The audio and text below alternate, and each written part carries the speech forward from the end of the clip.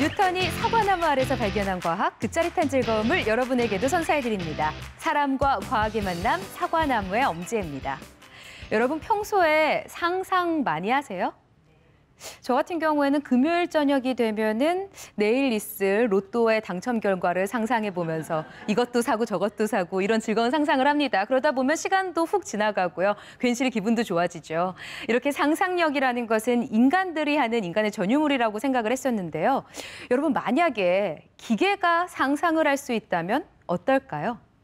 우리에게 과연 좋은 일일까요? 아니면 대재앙이 될까요?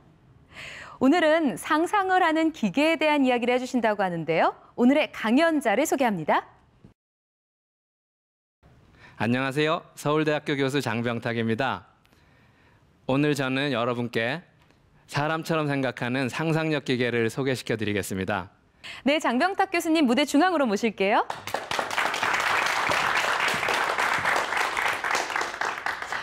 사실 상상을 하는 기계라는 게 저는 상상이 잘 안 됩니다. 사람만 할 수 있는 것 같은데요. 정말 기계가 꿈과 나래를 펼칠 수 있다는 얘기인가요? 그렇죠. 사실은 상상이라는 거는 저희가 외부의 자극이 없는 상태에서도 머릿속으로 새로운 정보를 만들어내는 능력입니다. 상상은 인간이 동물과 가장 구별되는 인지 능력 중에 하나입니다. 그래서 상상력을 가진 기계를 만들 수 있다면은 스스로 생각해가지고 그러니까 컴퓨터가 스스로 능력을 개선할 수 있는 그러한 인공지능 컴퓨터를 만드는 것이 가능해지겠습니다. 그럼 네. 스스로 진화하고 발전하는 컴퓨터가 나타난다는 이야기일 텐데요. 그렇습니다. 기계가. 오, 놀라운데요. 오늘 강연을 빨리 청해 들어봐야 할 것 같습니다. 박수 부탁드릴게요. 네.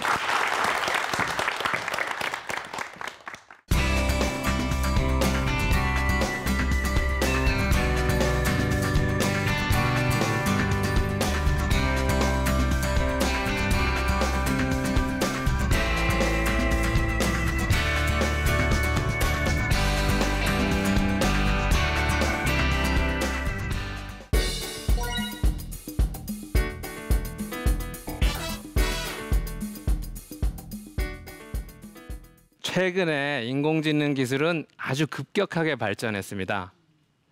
IBM에서는 그 퀴즈 머신을 만들어서 TV 퀴즈쇼에 기계가 등장해가지고 인간과 대결해가지고 우승을 하는 이런 이변이 있었습니다.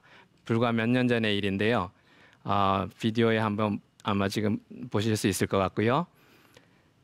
또한 최근에는 또 하나는 그 사람하고 자연스럽게 대화를 하면서 감성을 교환할 수 있는 로봇이 페퍼라는 로봇도 사실은 얼마 전에 등장했습니다.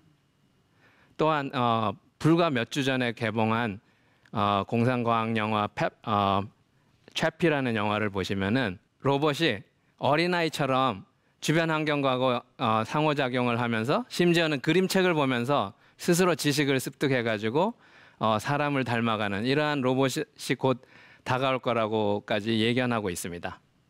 근데 이러한 로봇이 진짜로 우리 생활에 다가올 수 있으려면은 사실은 상상력을 가진 그러한 그 기능이 필요합니다. 상상력 기계가 필요한데 상상력은 우리 뇌에서 볼 수 있습니다. 그래서 뇌에서 한번 살펴보자면은 상상력이 어떻게 뇌에서 일어나는지 사실은 그렇게 복잡하지 않을 수도 있습니다.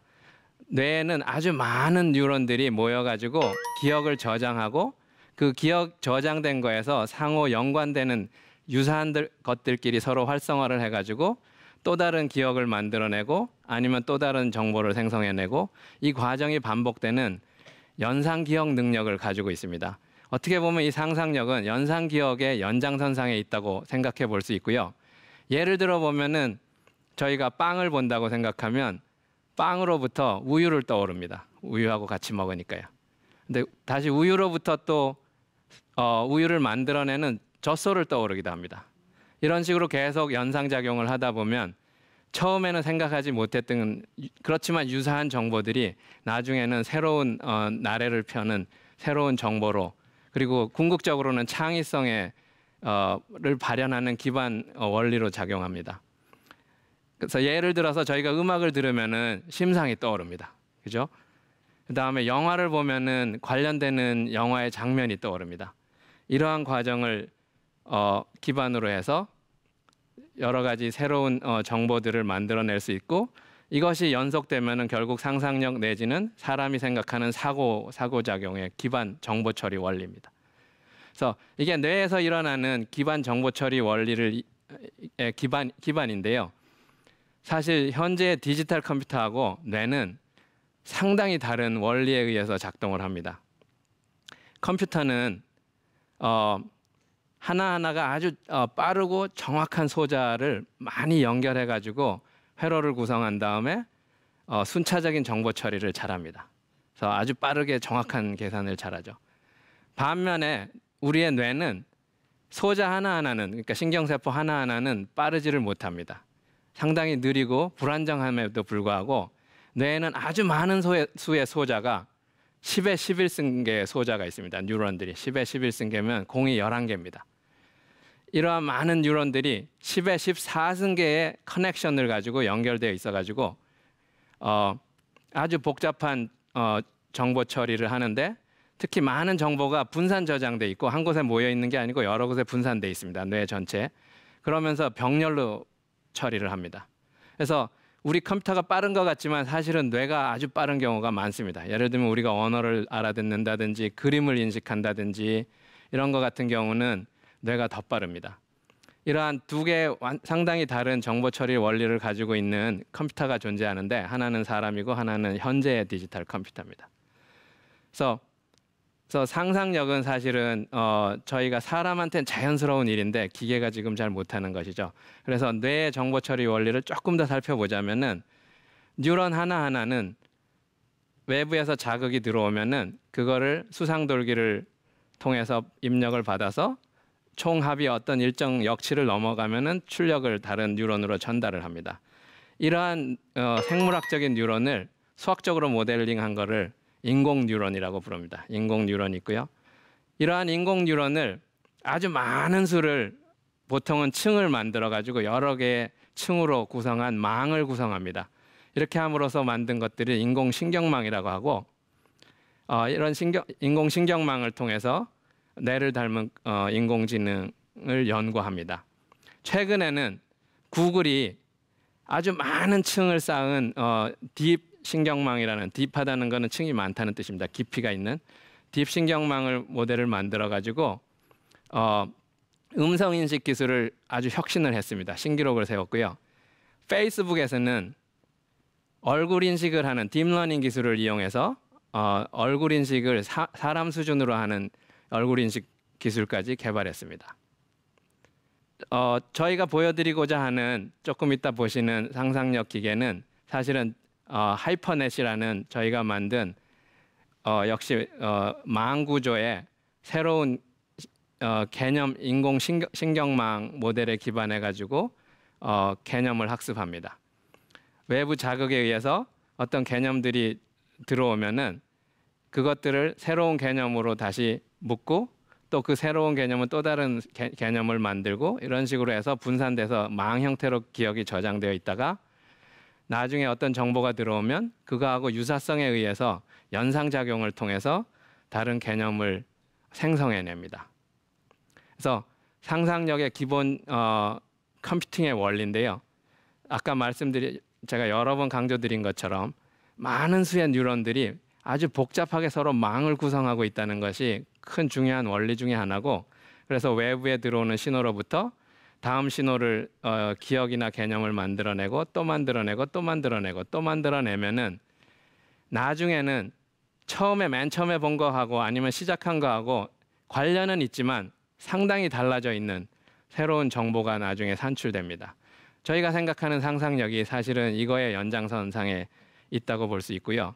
저희가 개발한 딥 하이퍼 네트워크는 이러한 원리를 사용합니다.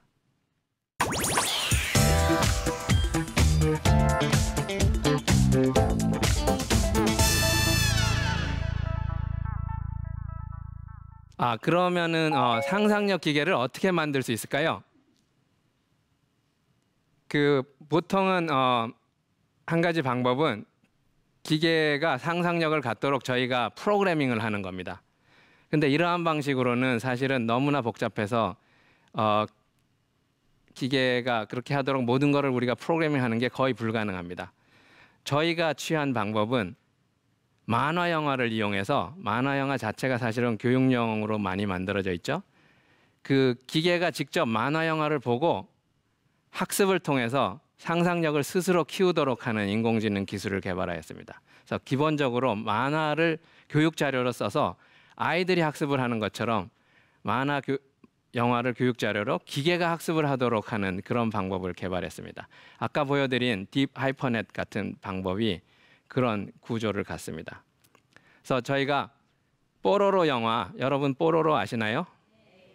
네, 뽀로로 영화를 183편을 에피소드를 저희가 기계한테 학습을 시키는 실험을 했습니다. 그래서 이상적으로는 184편은 기계가 만들어내도록 하는 게 저희의 꿈입니다. 그래서 그런 그 초기 결과를 여러분께 잠깐 보여드리겠는데요. 저기 보시면은 만화 영화에서 한 장면이 있습니다. 장면이 있고 거기에 보면은 말이 이어져죠. 기본적으로 시각하고 언어 능력이 사실은 인공지능이 그동안 하려고 했는데 가장 어려운 아직 기술로 남아 있습니다. 근데 저희가 한 것은 만화 영화로부터 기계가 시각하고 언어, 단어하고 그림 조각을 상호 연관시켜 가지고 관련되는 개념들을 만화 영화를 많이 봄으로 인해서 경험으로부터 지식을 스스로 축적해 가지고 개념망을 계속 형성하고 발달시키고 더 발전시켜서 그야말로 발달하고 진화하고 학습하는 그런 지식 구조를 갖는 시스템을 만들고요. 어떻게 하냐면은 예를 들면 뽀로로가 스키를 자주 탄다. 그러면 스키장하고 뽀로로가 무슨 연관관계가 있겠죠. 그런 장면이 한 번 나올 때는 연관성이 크지 않은 걸로 표현이 되지만 자주 반복되면은 연관성이 높은 것들은 계속 살아남고 처음에는 연관성이 있을 거라고 생각했지만 나중에 아닌 걸로 판명되면은 저절로 사라지는 일종의 진화의 원리를 씁니다. 그러니까 머릿속에서 기억이 일종의 진화의 원리를 이용해서 변화를 하는 그런 과정을 저희가 기술적으로 모델링을 했고요. 지금 보시는 슬라이드에 있는 그림이 예를 들면 그렇게 형성된 개념망입니다. 보시면은 왼쪽에는 쥐의 개념에 해당되고 오른쪽은 래빗, 토끼에 해당하는 개념입니다. 쥐하고 토끼는 유사한 특성을 갖는 것들도 있지만 거기 서로 인접한 지역에 공통으로 들어있는 것은 유사한 특성입니다. 그렇지만 두 개가 또 특이한 것도 있습니다. 예를 들면 쥐는 달리기를 하는데 토끼는 깡총깡총 튄다든지. 그래서 이러한 연관성이 있는 것과 차별화된 것들의 조각들을 마치 머릿속의 신경세포들이 망을 형성해서 연결되고 강도가 늘어나고 줄어나고 생기고 없어지고 하는 것처럼 만화 영화를 자주 봄에 따라서 거기 있는 개념들의 그림 조각하고 단어 조각들이 결합되고 다시 사라지기도 하고 하는 과정으로 개념망을 계속 만들어 갑니다. 여기 보시면은 에피소드를 점점 봄에 따라서 그 개념망이 처음에는 작은 수의 단어와 그림들을 가지고 있다가 점점 복잡해지고 그 다음에 연결 강도도 점점 더 정확해지는 것을 보실 수 있습니다. 그래서 아주 복잡한 신경망처럼 개념망이 형성됩니다. 그러면 이렇게 만든 그 개념 신경망을 가지고 어떻게 우리가 상상력을 만들어낼 수 있을지를 잠깐 설명드리겠습니다. 크게 세 가지 정도를 활용할 수 있는데요. 한 가지는 지금 이 개념망 자체가 만들어지기를 시각 정보하고 언어 정보가 결합돼 가지고 큰 망을 형성해 있죠. 만약에 그게 잘 되어 있다면은 내가 시각 정보를 줬을 때 그거에 적합한 언어를 생성할 수 있는 거를 생각할 수 있겠죠. 그래서 마치 우리가 기계 번역을 해가지고 영어를 한글로 번역하듯이 그리고 한글을 영어로 번역하듯이 시각하고 언어를 번역하는 문제를 볼 수 있습니다. 그래서 시각을 주면 언어를 번역하고 언어를 주면은 멘탈 이미지리, 심상을 떠오르는 머릿속에 그림을 떠오르는 능력을 만들어냅니다. 그거에 관해서 잠깐 저희가 실험한 것을 보여드리겠습니다. 지금 보여드리는 슬라이드는 먼저 언어를 주면은 대사를 주면은 뽀로로 영화에서 학습한 대사를 주면은 그걸로부터 머릿속에 이미지를 만들어내는 그런 과정을 보여드립니다. 그래서 에피소드를 많이 볼수록 여기 보시면은 통통이 있는데 통통의 이 머릿속에 떠오르는 그 장면들이 좀 더 선명해집니다. 그래서 에피소드를 봄에 따라서 개념이 점점 더 정확해지고 상상력이 좀 더 정확한 방향으로 진화하고 있다는 것을 보실 수 있고요. 그 과정을 조금 더 자세히 살펴보시겠습니다. 보시면은 지리어로 이제 저희가 대사를 줍니다. 그래서 대사를 주면은 문장에 단어들이 입력이 되고요. 그러면은 개념신경망에서 대응되는 단어들이 먼저 활성화됩니다. 그러면서 그 활성화된 단어들이 연관되는 다른 단어나 그림을 다시 활성화시킵니다. 이 과정을 여러 번 반복하면 아까 말씀드린 연상작용에 의해서 계속 다른 단어들이나 그림이 활성화되고 그 결과로 만들어진 것 중에 일종의 계속적인 사고 과정이죠. 그런 다음에 대응되는 대사에 가장 적합한 그림을 찾아주면은 그게 그 대사를 통해서 기계가 상상해낸 심상, 머릿속으로 생각한 이미지가 되겠습니다. 그래서 예를 들면 로봇이 만화 영화를 계속 보면서 사실은 학습을 한 다음에 대사를 들려주면은 머릿속으로 영상을 떠올리고 어느 곳에 내가 있는지 무엇을 하는지 그림을 생각해내는 걸 생각해 보실 수 있죠. 반대가 가능합니다. 반대는 이번에는 장면을 보여줍니다. 장면을 보여주고 그거에 대응되는 대사를 얘기하라고 해볼 수 있고요. 그 대사는 뽀로로 만화 영화에 이미 있는 거하고 그대로 나올 확률은 극히 적습니다. 왜냐하면은 아까 보여드린 하이퍼넷 구조를 보시면은 그거를 그대로 저장하는 지금 데이터베이스에 컴퓨터가 저장하는 것처럼 하는 방식이 아니기 때문에 그대로 저장하는 게 아니고 연상작용을 통해서 만들어내기 때문에 유사하지만 똑같지는 않은 이런 대사들을 생성합니다. 그래서 로봇이 예를 들면은 장면을 보여주면은 그거에 대해서 로봇이 얘기를 할 수 있는 거죠. 이게 로봇한테 구현을 한다면.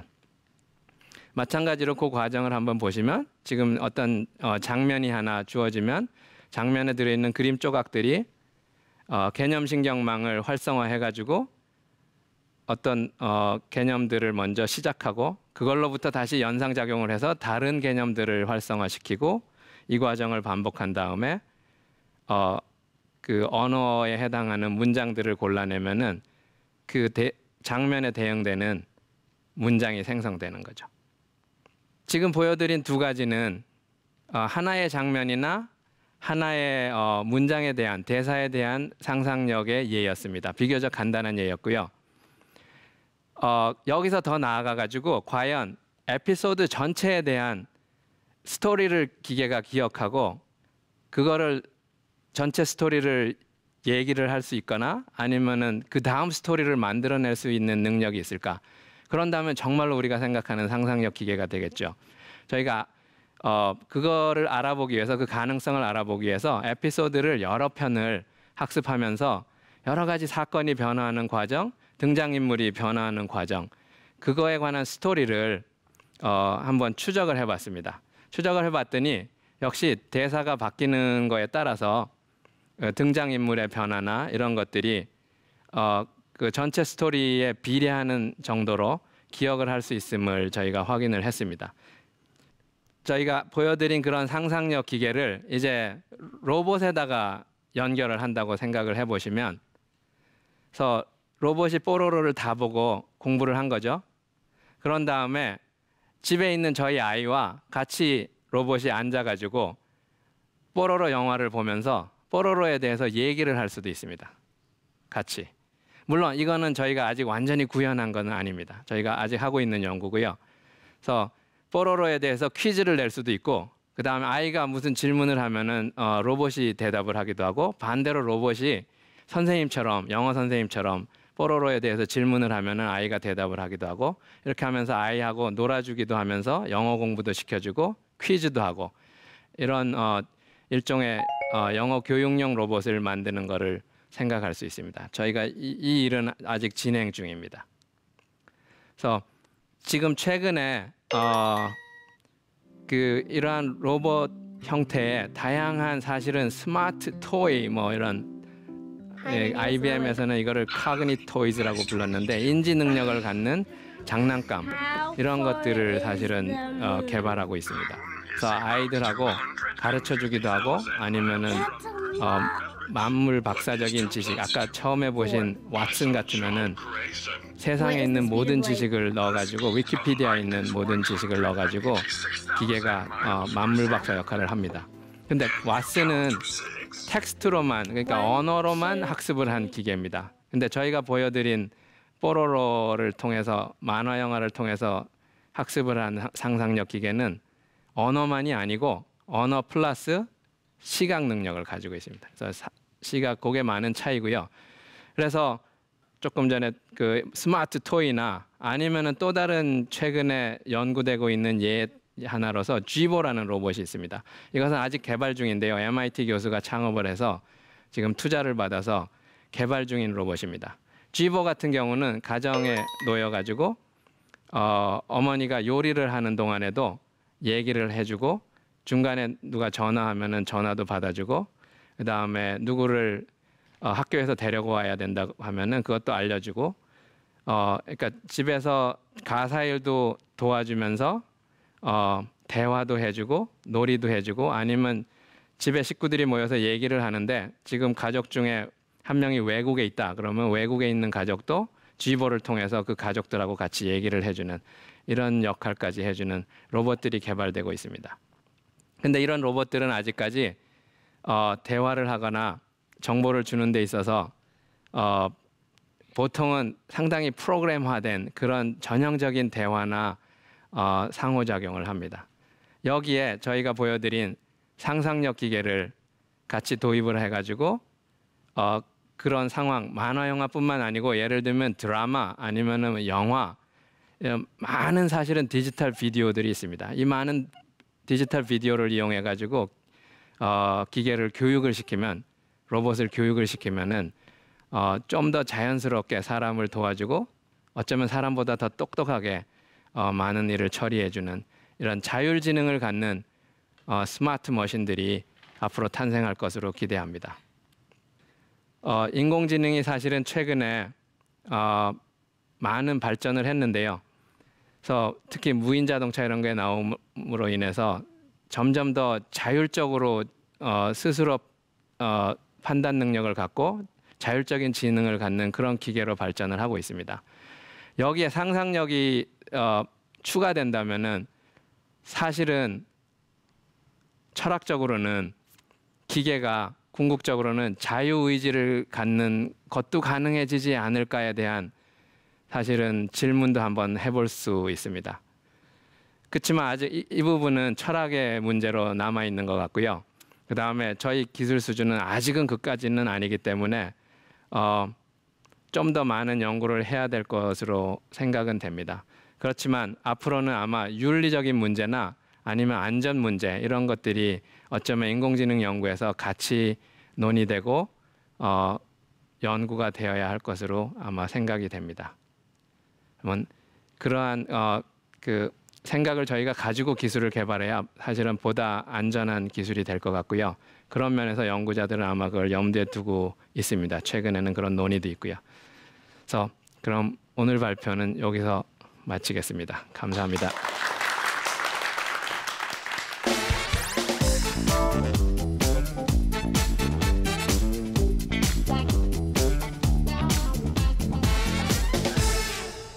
네, 강연 잘 들었습니다. 강연을 보다 보니까요, 영화 허가 생각이 나더라고요. 상상력 기계라는 말씀을 해주셨지만 인간이 서로 이야기하면서 상상력을 발휘할 때 느끼는 감정이라는 건 공감대잖아요. 근데 이런 기계가, 상상력 기계가 결국 인간의 마음을 공감해주면서 같이 상상할 수 있는 쪽으로 발달이 되겠네요.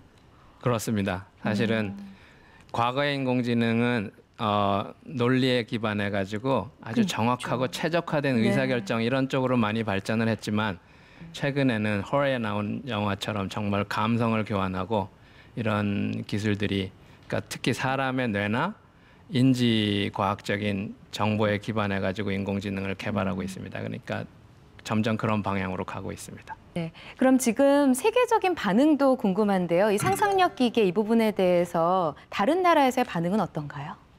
네, 사실 만화 영화를 이용해 가지고 기계한테 상상력을 부여하고자 하는 연구는 세계에서 처음 있는 일입니다.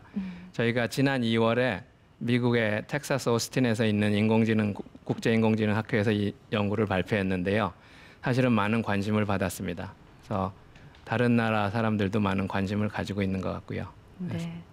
마지막 종착지는 컴퓨터가 스스로 생각해서 뽀로로의 그 다음 시리즈를 만들어내는 거겠네요. 그렇습니다. 마치 아바타 영화를 새로 만들어내는 것처럼. 네.